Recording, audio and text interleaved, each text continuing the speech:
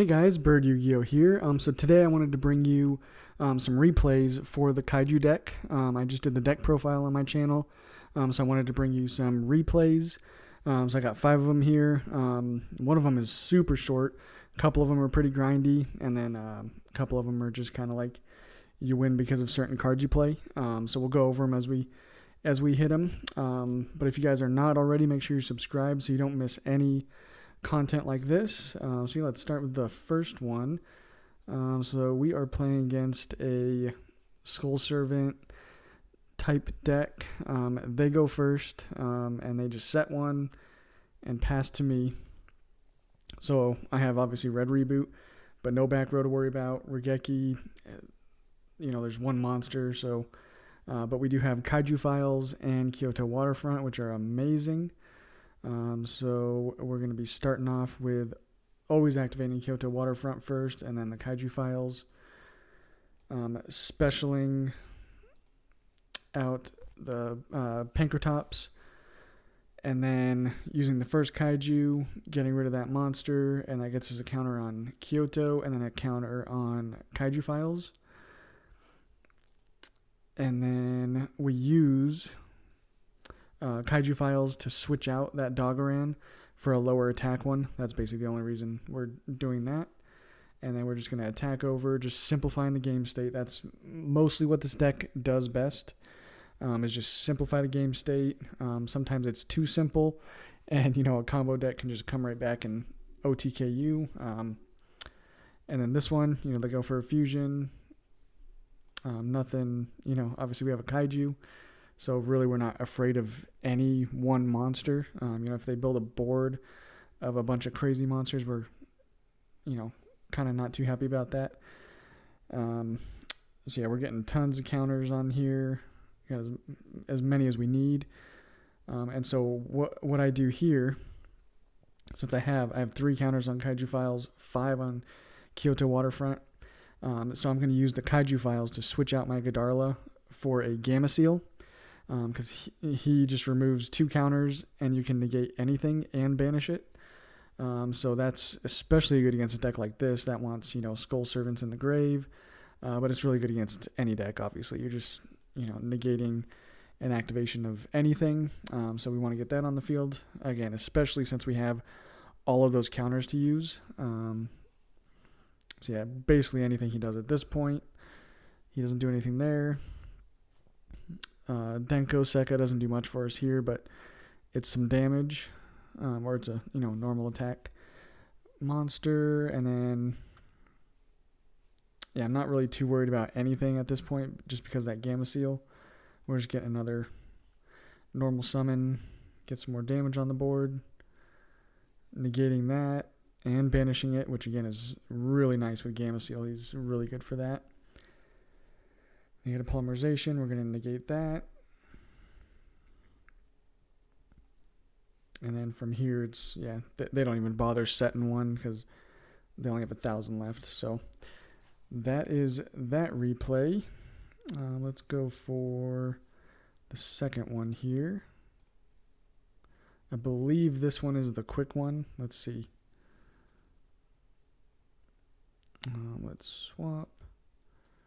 Yeah, so this one, they open pretty good, obviously for an eldrich deck. But yeah, I opened Denko Sekka, so this is what happens in a game like this where they set 4, you normal summon Denko, and you win. So that's the end of the replay because they can't do anything. Yeah, that's always tough when you have a nice back row and you get a Denko Sekka right there. So now this third one, let's load up this one. This is actually kind of a grindy one because we're playing against another going second deck, Cyber Dragons. This version, though, is a little different than any that I would play. It seems very trap heavy. You'll see what I mean. Oh, and actually I go first as well. So I probably should have kept... in hindsight, I would have kept all of this in hand, and just then used my evenly matched, after their battle phase, but we didn't. So, we still are okay, I think, with everything considered. And they're just going to do some damage. Got a Yugioh, of course. It's always nice to open. I'm going to blow up the board. And I was careful here, although it ended up obviously not mattering too much, but not giving myself Yugioh, because that's a machine type, and a Cyber Dragon deck can just eat that up, no problem. And obviously you don't want to give them that, so I ended up just going Thunder King. And again, just simplifying the game state. That's all we're doing with this deck. We're not, killing them in one turn, doing some crazy stuff. We're just breaking a board, simplifying the game state. And then here was really nice. We got the Harpy's Feather Duster. They got a Cyber Dragon back, but then I got rid of it right away with a Kaiju, just so I didn't have to mess with that. And an attack. There was no sense using Regeki. Again, we're just simplifying everything. And then they draw Mirror Force, which of course you never bank on anyone doing that. I decided to use obviously the red reboot. And they just set another, a different Mirror Force. So that's rough. Might have been better off just letting it go through, but, you never know. And then here, I decided to use the Kaiju Slumber to, again, just get more counters and stuff on Kyoto Waterfront. And then they were obviously able to use that. And then I used Dark Ruler No More. Mirror Force, of course. And then we have the Evenly Match to get rid of a few cards. And the nice thing, obviously, since you have so many Kaijus, you're never going to usually end a board where they just have a Kaiju and you have nothing. You're almost always going to be able to still summon a Kaiju to your field. So that's what's really nice about this version.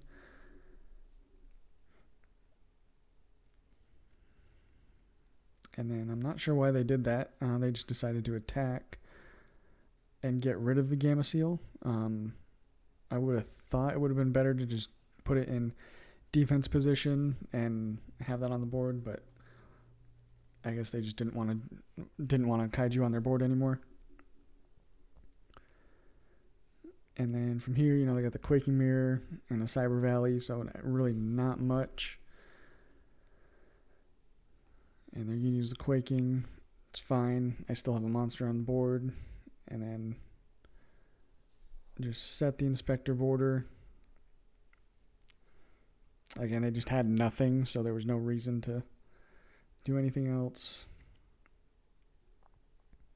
Do some damage there. They're going to set the Ash Blossom. We're going to just use Mind Control, take that, and then attack for game.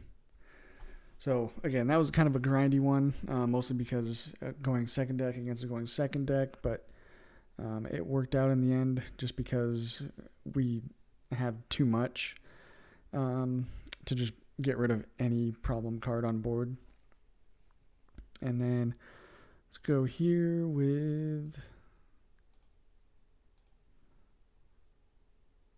I think we're on the fourth one, right? Yeah.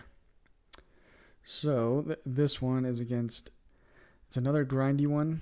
It's like a time thief deck. I don't really even know what it was. They just want to banish stuff basically.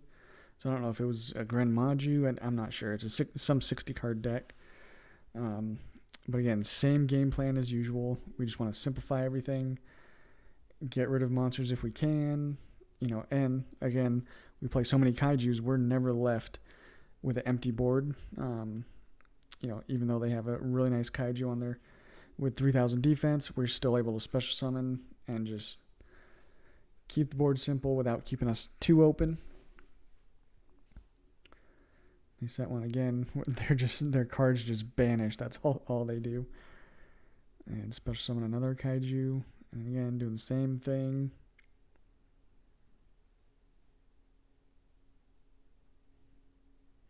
Clear the board of monsters, clear the board of spells. That's all we want to do. Galaxy Cyclone. whatever. We probably weren't even going to use this card anyway. And then here's where it gets interesting, and to where we actually have to go into the extra deck because they have a crazy card like this, and I'm just able to get rid of their monsters, not really get rid of spells and traps. And this card is, well, here, I'll play it here because they're actually going to get 2 of them. And so they'll either gain life points or inflict damage to us. And they'll get a counter on this every standby phase.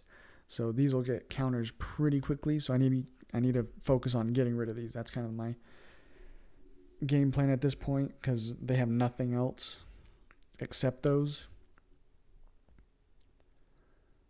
So just doing some damage, forcing them to then gain life points instead of, burning us, which obviously at this point they're not going to yet, but they're getting close to it. See that? They just gain back basically all the damage we just did to them. Got Blast Sphere. Gonna destroy that, get some counters. And then basically this is why Radiant it's probably one you might want to play at 3. It's that good because you just need 2 counters on the field and you're able to get 2 monsters on the field, which in this case, that means getting to Nightmare Phoenix and then a Nightmare Unicorn with ease. So that's obviously what we do. Get to a Phoenix, get rid of that first one. And then with all those counters, we're able to just search another one and then go into Unicorn, get rid of that. Again, simplify, get rid of problems. And then, they get rid of a monster. It doesn't really matter because we're going to be able to search another one. But we do draw a Pankratops. And we had, obviously, Interrupted Kaiju Slumber in the grave. So we were able to search any Kaiju. I pretty much knew we were sitting pretty. We have so many ways of getting to Kaijus. And they had one on the field. So we're getting one on the field as well. I'm going to attack. And then Pankratops, and just having Pankratops is super nice. You just know you have something to get rid of, a monster or whatever. And then this almost kills us, this Time Lord. Gets us down to 500, but obviously not quite enough. Just going to mind control, and then just attack for game. But yeah, that was kind of a weird one. Just because of those cards we had to get rid of in the back row. So yeah, let's go to the last one here. Now this one is against Salamangreat. And again, we're going second. And for a deck like this that doesn't put up too much power, we're just going to overpower him. And so he used Infinite of Permanence on Pankratops. I could have just let it go through, whatever, it doesn't matter. But instead I decided to go after the other back row, which is a Rage. I know I'm okay here with all that we have. And they try to destroy, but then it protects itself, so then we're good. Try to search, but they have Ash Blossom, and then so I just get Inspector Border. And so you can see the reasons for me playing Inspector Border and Denko Sekka against back row decks. We automatically win. With Denko Sekka, and then with anything like this, like Salamangreats that are just so monster reliant, a card like Inspector Border is going to just win it for you. Because you can see here, they weren't quite sure if this effect was going to go through for Flame Buffalo. And of course it didn't because of Inspector Border. So they just quit at that point because, without that draw effect, they're sitting on a board. They got Roar and Baylynx. That's all they got. And then obviously Sanctuary. So yeah, that's the Kaiju deck in action, guys. Showing you a lot of different ways to play it. Again, it's a going second deck, but it's not one that's an OTK deck. So it's really interesting, really fun to play. I'm sure I've never played against one, but I'm sure it's very annoying to play because you really can't do anything. You just got to kind of be patient with your board and just get rid of Kaijus.